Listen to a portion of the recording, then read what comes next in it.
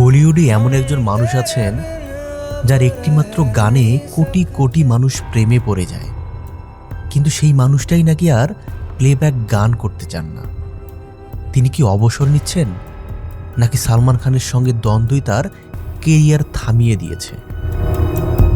আজকের এই ভিডিওতে ভেঙে দেব সব গুজব, জানবো অরিজিৎ সিংয়ের অজানা জীবন, অজানা লড়াই আর চুপচাপ থাকা এক সুপারস্টারের ভেতরের সত্য।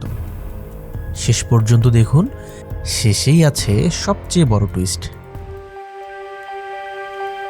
অরিজিৎ সিং আর প্লেব্যাক করবেন না, এই কথাটা কতটা সত্য?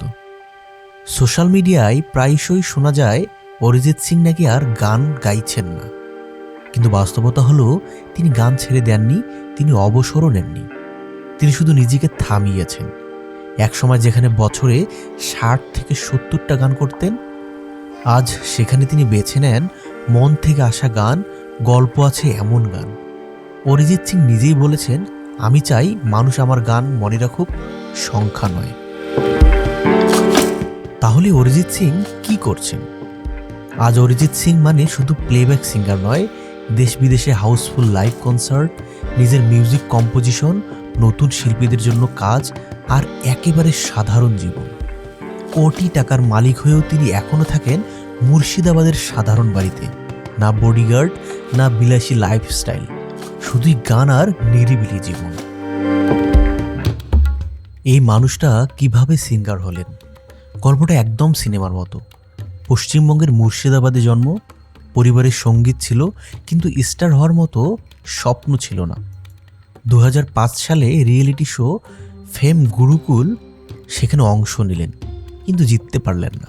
বরং অনেক জাজ বলেছিলেন, তোমার গলা ভালো কিন্তু হিরো ম্যাটেরিয়াল না। এই কথাটা হয়তো অনেকের জীবন থামিয়ে দিত, কিন্তু অরিজিৎ থামেননি। ব্যর্থতা, হতাশা আর নিঃশব্দে লড়াই। শো শেষ হওয়ার পর কাজ নেই, পরিচিতি নেই, টাকা নেই। কখনো ব্যাকগ্রাউন্ড সিঙ্গার, কখনো মিউজিক প্রোগ্রামার।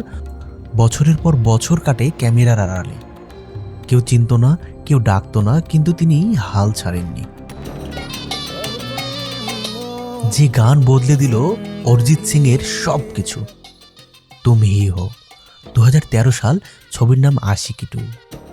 গান শুরু হতেই তুমি হি হো, এই একটা গানে থেমে গেল বলিউড, বদলে গেল প্রেমের সংজ্ঞা, জন্ম নিল এক নতুন যুগ।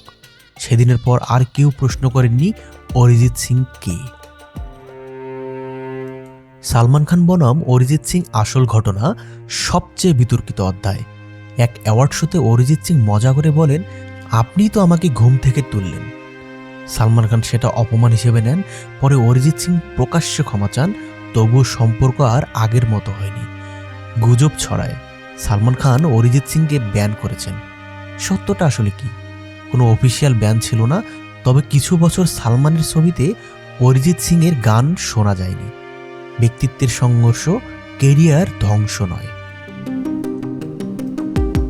অনেকের মনে প্রশ্ন আসতে পারে, কেন অরিজিৎ এত চুপচাপ?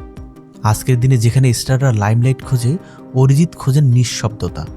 তিনি বিশ্বাস করেন, গান কথা বলুক, আমি নয়।